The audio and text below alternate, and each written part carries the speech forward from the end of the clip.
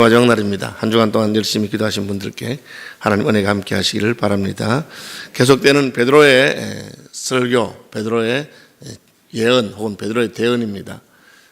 성령이 임하시면 너희 젊은이들은 예언할 것이다 라고 한 말처럼 베드로는 이제 하나님의 뜻을 백성들에게 증거하는 대변인 혹은 대언자, 예언자로서의 사명을 수행하고 있습니다. 22절에 보시면 이스라엘 사람들아 이 말을 들으라 그렇게 되어 있는데, 이것은 유대인들에게는 아주 익숙한 표현입니다. 셈아 이스라엘, 들으라 이스라엘아, 이 표현이 나오면 하나님의 율법의 말씀을 백성들에게 증거하는 것입니다. 이제 저에게 오시는 분들은 뭐 제 성격을 알아서 잘 익숙하게 하는데, 한 번씩 저에게 새벽기도 오시는 분들, 또 우리 SFC 간사님들 중에서 신입 간사 훈련하면서 저희 특세에 참석했던 분들이 깜짝 놀라는 게, 설교 한참 하시다가 갑자기 주 예수 그리스도의 은혜와 하나님의 사랑을 일한다는 거예요. 그래서 그럼 언제 끝났나? 끝이 좀 이상하대요, 자기들은. 그런데 이제 그래도 축도가 시작되니까 이 설교 끝나고 축도하시고 끝나는구나 이렇게 알죠. 누가 뭐 얘기하다 갑자기 하늘에 계신 우리 아버지요 그러면 저 사람이 지금 기도하는가 보다 알잖아요. 마찬가지로 이스라엘 사람들에게 관용구가 있는데 들으라 이스라엘, 셈아 이스라엘 이러면 하나님 말씀이 탁 나오는 거죠. 그 유사한 표현입니다. 지금 이스라엘 사람들아 이 말을 들으라 그렇게 베드로가 말하니까 지금 베드로가 하나님의 말씀을 대언하는, 율법의 말씀을 증거하는 것으로 알 수가 있습니다. 그래서 베드로는 이 표현을 시작하면서 하나님께서 어떻게 하셨는가, 하나님께서 하신 것을 쭉 말하고 있습니다. 첫째는 뭡니까? 하나님께서는 나사렛 예수로 큰 권능과 기사와 표적을 너희 가운데서 베푸사 너희 앞에서 그를 증언하셨다 그렇게 말하고 있습니다. 하나님께서는 예수님에게 큰 권능과 기사와 표적을 하셨다. 권능과 기사와 표적으로 이 예수가 바로 하나님이 보낸 사람인 것을 증언했다. 하나님이 모세를 바로에게 보내실 때 바로가 제가 나이도 많고 가서 뭐라고 말해요. 걱정하지 마라. 내가 너와 함께 하겠다. 내가 너를 증거하겠다. 그것이 무엇입니까? 권능과 기사와 표적이 나타나는 것이죠. 지팡이를 던지면 뱀이 되고, 나일강물을 치면 피가 되고, 나일강에서 개울이 올라오고 있죠. 처음에는 애굽의 술객들로 따라했습니다. 두 번째 재앙까지 강물이 피가 되는 것, 그리고 개울이 올라오는 것. 세 번째부터는 안 됩니다. 티끌을 치니까 그 티끌이 이가 되었습니다. 그때부터는 따라하지 못하면서 이것은 우리가 할 수 있는 것이 아니고 이것은 하나님이 하신 것입니다. 애굽의 술객들이 그렇게 말하죠. 오늘 본문에 보니까 큰 권능, 하나님께서 나사렛 예수로 큰 권능과 기사와 표적을 하셨다. 그냥 권능이 아니라 마술이든지 무슨 술객이 하는 흉내 낼 수 있는 것이 아니다. 큰 권능이라고 말했습니다. 어떤 것입니까? 죽은 나사로가 나흘 만에 살아났습니다. 이것은 흉내 낼 수 있는 것이 아닙니다. 나면서부터 소경된 사람이 눈이 떠졌습니다. 그 사람이 나는 이런 것은 들어본 적이 없다. 나면서부터 소경된 사람이 어떻게 눈이 떠지겠느냐. 이런 것은 큰 권능이죠. 남이 흉내 낼 수 있는 것이 아닙니다. 하나님께서만 하실 수 있는 것입니다. 그것에 대해서 자꾸 이제 물으니까 그 소경의 부모가 아이고 다 컸으니까, 우리 아들 다 컸으니까 아들한테 직접 물어보시오 그렇게 말합니다. 그러니까 이제 예수님을 책잡으려고 그 나면서 소경됐다가 눈 뜬 사람이 물으니까 뭐라고 합니까? 난 다른 건 모르겠지만 내가 아는 것은 나는 소경이었는데 나사렛 예수를 아는 분이 내 눈을 뜨게 했다 그렇게 말하죠. 이것은 하나님 외에는 할 수 없는 것이죠. 표적과 기사는 하나님께서 자신을 증거하는 방식의 하나입니다. 세례 요한이 예수님이 그냥 계속 예루살렘에 올라가서 왕이 되지 않으시고, 혹은 유대인들의 기대처럼, 유대인들이 기대하는 메시아처럼 행동하지 않으시고 자꾸 갈릴리에 다니시고 이렇게 하니까 자기 제자들을 보내서 우리가 기다리는 분이 당신이십니까? 아니면 다른 사람입니까? 물으니까 예수님 말하십니까? 소경이 보며 안전병에 걸으며 가난한 자에게 복음이 전파된다고 하여라 그렇게 말씀했어요. 이것이 메시아가 오시면 할 것이라고 하나님이 선지자 이사야를 통해서 예언하신 내용입니다. 그 예언하신 내용을 성취한 것이죠. 같은 말하고 있습니다. 이스라엘아 들으라. 하나님께서 큰 권능과 기사와 표적을 통해서 예수께서 하나님이 보내신 사람인 것을, 나사렛 예수로 큰 권능과 기사와 표적을 너희 가운데 베푸사 너희 앞에서 그를 증거하셨느니라. 그렇게 말하고 있습니다. 너희도 알지 않느냐? 너희도 아는 바에. 이 말은 예수님이 사사로이 숨어서 몰래 행하신 것이 아닙니다. 여러 사람 앞에서 공개적으로 누구든지 와서 보라. 그래서 보리떡 5개로 5,000명을 먹이시고 7개로 4,000명을 먹이시고, 이것은 뭐 그냥 일이 아니고 모든 사람이 다 보고 알고 듣고 한 그 일이었다. 하나님께서 권능과 기사와 표적을 통해서 예수님을 증거하셨다.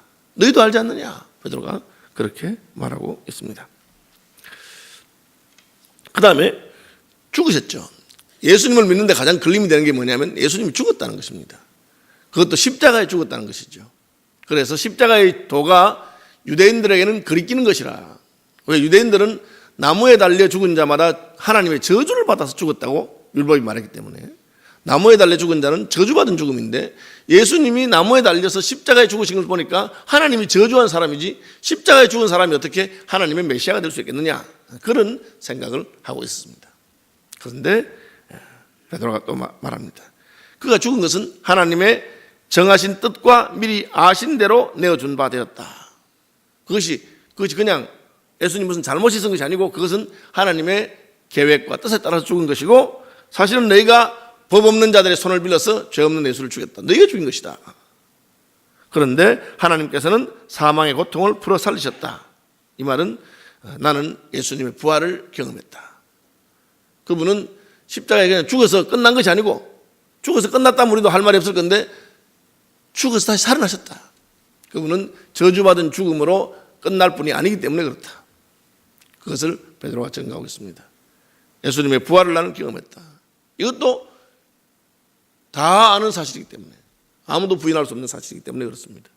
제가 지난 부활 때도 말씀드렸는데, 역사가들이 예수님의 부활에 대해서는 부인할 수 없는 사료들이 있습니다. 그래서 어떤 과거에 일어난 일에 대한 기록들을 잘 살펴보면 그 기록들을 가지고 이게 거짓말이구나 사실이구나 그렇게 다 판단할 수가 있습니다. 그래서 그 한국 역사하고 일본 역사하고 중국 역사가 다 다르잖아요. 중국이 지금 동북아 공정한다 하면서 과거 역사를 막 이제 자기들이 유리하도록 하잖아요. 그러나 학문하는 사람들은 그 사료를 보면 양심적으로 무엇이 사실인지 무엇이 아닌지를 분명히 알 수가 있습니다. 그렇죠. 이마당 같은 분, 대만의 유명한 그 학자죠. 이마당 같은 분이 말하기를, 이제 한국 분이 말하기를, 아니 그 중국 한자는 중국 사람 만든 게 아니에요. 중국 한자는 그 한국 사람의 조상이 만든 거라고, 동이족이 만든 거라고 그렇게 말합니다. 양심 있는 학자들 그렇게 말할 수밖에 없는 증거들이 있기 때문에. 누가 만든 것이냐, 그런 것처럼 과거의 사료를 가지고 보는데 예수님의 부활은 부인할 수 없는 것입니다. 예수님 부활에 대해서, 십자가와 부활에 대해서 나타났던 그 사료들을 보면 그렇죠. 더구나 베드로는 지금 예수님의 부활을 많은 사람들이 경험한 그 시대의 사람입니다. 그래서 그걸 말하고 있습니다. 너희가 십자가에 못 박아 죽였던 그 예수가 다시 살아나셨다. 우리가 봤다. 우리가 이 일의 증인이다. 사도들이 누구냐? 마띠아를 다시 뽑을 때 예수의 부활하심을 증거할 자라고 그렇게 말했어요. 예수의 부활하심을 증거한다. 예수님의 부활을 어떻게 증거할 수 있습니까? 지금 살아계신다. 지금 오늘날 우리는 예수님이 부활하시고 성천하시는데 어떻게 예수님의 부활을 증거할 수 있습니까? 여러분, 다른 거 하지 말고 너 예수 믿고 예수 이름으로 하나님께 기도해봐라. 그분이 죽었으면 아무 효험이 없을 것이지만 그분이 살아계시기 때문에 너희가 예수 믿고 예수 이름으로 기도하면 그분이 너희 기도를 들으시고 그분이 너와 함께 하시고 약속하신 대로 하신다. 여기서 한 걸음 들어가서 베드로는 그 예수님이 부활하신 증거가 무엇이냐? 부활하셨기 때문에 지금 너희가 보고 듣는 이 성령을 예수께서 보내셨다. 부활하신 증거가 바로 그것이다.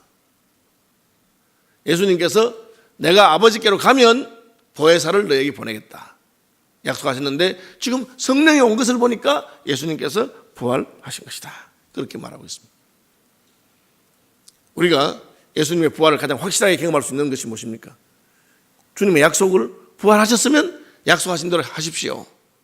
내가 아버지께로 가서 성령을 보내겠다.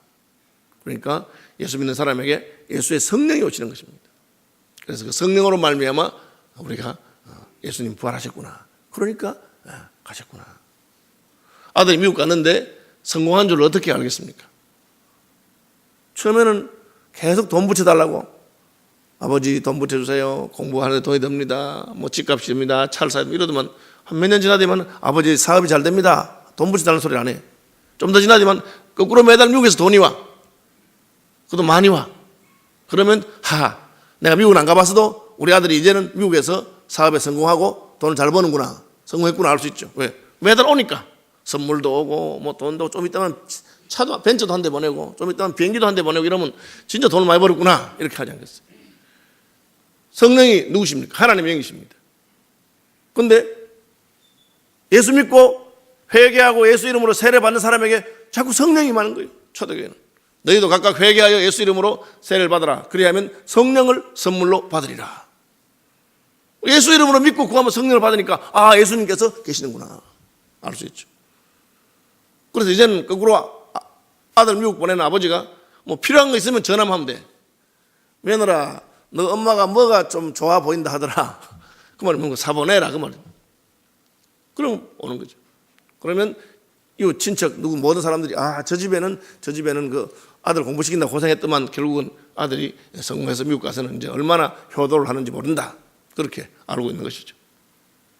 베드로가 성령을 받은 것을 보면 예수님께서 하나님이 그분을 메시아를 만드셨다. 부활과 성령을 살아계실 때는 표적과 기사를, 돌아가신 다음에는 부활과 성령을 통해서 예수님이 하나님의 아들 된 것을 증거하셨다. 그리고는 이제 베드로가 이제 다시 성경 말씀을 쭉 이야기합니다. 들으라 이스라엘 한 것처럼 그럼 구약 성경에도 그렇게 되어 있다. 그래서 다윗이 그를 가리켜 이르되, 지금 다윗이 기록한 시편을 들면서 이제 이야기를 하고 있습니다. 내가 항상 내 앞에 계신 주를 배웠습니다. 이것은 다윗이 하나님 앞에서 늘 사는 사람인 것을, 고람대오로 사는 사람인 것을 말하고 있습니다. 그래서 다윗이 자기가 범죄했을 때 그것을 회개하면서 내가 하나님께 범죄했다. 내가 그 여자의 남편에게 범죄하고 그 여자에게 범죄한 것이 아니라 하나님 앞에 범죄했다. 하나님이 나를 보고 계셨는데 내가 항상 내 앞에 계신 주를 배웠으며 나로 요동치 않게 하기 위해서 그가 내 우편에 계시다. 하나님이 항상 자기를 붙들고 계시는 것을 다윗이 고백합니다. 그러므로 내 마음이 기뻐하고 내 혀도 즐거워하였고 육체도 희망에 거할 것이다. 하나님 앞에 있으니까 그 이유는 내 영혼을 엄부에 버리지 않으시며, 하나님이 내 영혼을 엄부에 버리지 않으시냐. 여기까지는 아무 문제가 없어 이해하는데 그 다음 말이 딱 이상해요. 주의 거룩한 자로 석음을 당하지 않게 하실 것입니다. 왜 갑자기 이만 나오느냐. 내가 하나님 앞에 있기 때문에 하나님 나를 지키시고 보호하시고 내 마음이 기쁘고 즐거고 좋다. 그가 내 영혼이 지옥에 가지 않도록 음부에 빠지지 않게 하실 것이다. 그 다음에 주의 거룩한 자로 썩음을 닦지 않게 하실 것이다. 이게 무슨 말이야. 다윗이 이 말한 것을 베드로가 말하기를 여기 주의 거룩한 자로 썩음을 당하지 않게 하실 것이라, 이 말은 29절 형제들아 내가 조상 다윗에 대하여 담대히 말할 수 있도다. 있노니 다윗이 죽어 장사되어 그 묘가 오늘까지 우리 중에 있도다. 다윗이 썩었다는 거예요. 자기를 해서 말하는 게 아니에요. 하나님이 나를 거룩한 자로 생각하시고 내 육체가 썩지 않게 하신다, 그 뜻이 아니다 그 말입니다. 그는 선지자라 하나님이 이미 맹세하사 그 자손 중에서 한 사람을 그 위에 앉게 하리라 하심을 알고 미리 본고로 그리스도의 부활을 말하되 그가 음부의 버림이 되지 않고 그의 육신이 썩음을 당하지 아니하시리라 하더니, 이 말은 베드로가 다윗의 이 시편은 예수님이 죽으셨으나 그 시신이 썩지 아니하고 다시 부활하실 것을 예언하는 것이다. 그렇게 해석한 것입니다. 예수님의 부활에 대해서는 구약 성경에 이미 예언되어 있다. 다윗이 주의 거룩한 자로 썩음을 닦지 않겠는데 그 주의 거룩하신 분이 바로 하나님의 아들이신 예수님이다. 이렇게 말한 것이죠. 예수님의 부활은, 예수님의 죽음과 부활은 우연한 것이 아니고 하나님이 미리 정하신 뜻과 아심을 따라서 되었다. 그렇게 베드로가 선포합니다. 이게 그냥 살다 보니 별일이 다 있구나 이런 게 아니고 하나님께서 미리 예정하시고 계획하신 대로 된 것이죠. 여기서 우리는 놀라운 것을 발견하는데, 오순절날 성령이 강림했을 때 너희 젊은이들은 예언을 하고 하나님의 뜻을 말한다 그렇게 되어 있는데, 베드로가 성령 받으니까 그대로 예언하기 시작합니다. 하나님의 계획과 뜻을 다 말하기 시작하고, 그리고 베드로가 성령 받으니까 어떤 일이 있느냐, 성경 말씀이 그에게 열리기 시작했습니다. 예수님께서는 진리의 성령 그가 오시면 내가 너에게 가르친 모든 것을 생각나게 하시고 그가 너희를 모든 진리 가운데로 인도하실 것이라 그렇게 말했어요. 성경을 깨닫는 방법이 무엇입니까? 하나님께서 보내신 성령을 통해서 성경을 보게 되는 것입니다. 그러니까 베드로는 이제 구약의 다윗이 옛날에 한 말을, 그 어려운 말이고 무슨 뜻인지 모르겠는 말인데, 다윗이 나는 하나님 앞에 산다, 하나님 내 옆에 계신다, 하나님 나를 도우신다, 내 편이다 뭐까지 되는데 갑자기 주의 거룩한 자로 섞지 않는다. 그건 어려운 부분이에요. 그런데 딱 그 말을 베드로가, 그 섞지 않는다는 말이 바로 다윗의 후손 중에 태어나실 메시아, 그 메시아가 죽어도 썩지 아니할 부활할 것을 예언하는 것이다. 그렇게 말했습니다. 여기서 우리는 구약 성경을 해석하는 방식을 알 수 있는데, 그것은 성경을 보는 것은 예수 그리스도를 중심으로 보는 것입니다. 이제 신학적으로 이것을 그리스도 센트릭 엑세지스라고 해서 그리스도 중심적 성경 해석입니다. 성경의 모든 가르침은 하나님께서 예수 그리스도를 통해서 완성되었기 때문에 이 모든 날 마지막에 아들로 말씀하셨다 했는데 예수님을 통해서 바라보는 것입니다. 그래서 무조건 아무거나 막 예수님이 갖다 붙이고 무리하게 하는 건 아니지만, 그러나 창세기부터 계시록까지 모든 것이 그 예수님과 관련되어 있습니다. 창세기 3장에 여인의 후손이 뱀의 머리를 밟을 것이다. 그 여인의 후손 누굽니까? 예수님이시다. 앞으로 예수님을 보내셨어요. 그것이 예수님을 통해서 하나님의 구원 역사가 완성되고 회복되기 때문에 하나님 미리 다 하셨기 때문에 창세기부터 쭉 그렇게 나오는 겁니다. 아브라함에게 너의 씨가 천하 만국을 얻을 것이다 할 때 그 씨가 누구냐? 바울은 그 씨를 말하면서 아브라함의 씨라고 할 때 복수를 쓰지 아니하고 단수를 썼다. 씨가 하나다 그 말이다. 그러니까 아브라함의 수많은 자손을 말한 게 아니고 아브라함의 자손 가운데 예수 그리스도를 말씀하신 것이다. 그렇게 말해요. 다윗이 주의 거룩한 자로 썩음을 당치 않겠다는 말이 바로 예수님이 십자가에 죽으셔도 그 시신이 썩지 아니하고 부활하실 것을 말한다. 그러면서 33절 하나님이 오른손으로 예수를 높이심에 그가 약속하신 성령을 아버지께 받아서 너희가 보고 듣는 이것을 부어주셨느니라. 이게 무슨 말입니까? 우리가 성령 받은 것을 보고 예수님께서 드디어 주가 되시고 그리스도가 되시고 하나님이 예언하신 바로 그분인 것을 믿어라. 그렇게 말하고 있습니다. 우리 예수님 왜 믿습니까? 예수님 우리 구원자시죠. 어떻게 합니까? 예수 믿을 때 성령을 증거로 우리에게 주십니다. 그것을 성령의 인치심이라 하는 것입니다. 성령께서 도장을 우리 계약서 쓰고 마지막에 도장 안 찍으면 효과가 없잖아요. 도장 찍으면 이제 확신한 것처럼 우리가 예수 믿고 구원받는 것에 가장 확실한 마지막 증거가 무엇입니까? 그것은 성령께서 인치신 것입니다. 예수께서 자기 백성들에게 약속하신 성령을 보내셨어요. 그래서 예수 믿고 나면 우리 속에 하나님의 영이 들어오십니다. 하나님의 영이 들어왔다는 말은 전에는 나는 그런 생각을 하지 않아요. 원래 난 자연인이기 때문에 내가 좋은 대로 내가 먹고 싶은 대로 내가 하고 싶은 대로 사는데 어느 날부터 내 마음속에 성령이 오셔가지고 양심을 깨우시고 그리고 내 마음 깊은 것을 알아요. 이게 잘했는지 잘못했는지 알아요. 막 부부싸움을 하면서 서로 막 싸우고 네가 잘했니 내가 잘했니 했는데 딱 집에 돌아와서 혼자 와서 조용히 기도하면 내 마음속에 성령께서 너 왜 그랬냐? 아니 그래도 제가 잘했잖아요. 근데 잘해도 그렇게 하면 안 돼. 그게 내 마음속에 말하는 게 있습니다. 심지어 우리가 죄를 짓고 범죄할 때도 우리 영혼의 깊은 곳에서 성령께서 그러면 안 돼. 너 그거 잘못인 거 알지? 이게 없는 사람은 성령이 없는 사람입니다. 그게 없으면 어떻게 됩니까? 그것은 양심이 화인 맞은 거예요. 아무 감각이 없는 거예요. 하나님이 성령이 오시면 그렇게 돼요.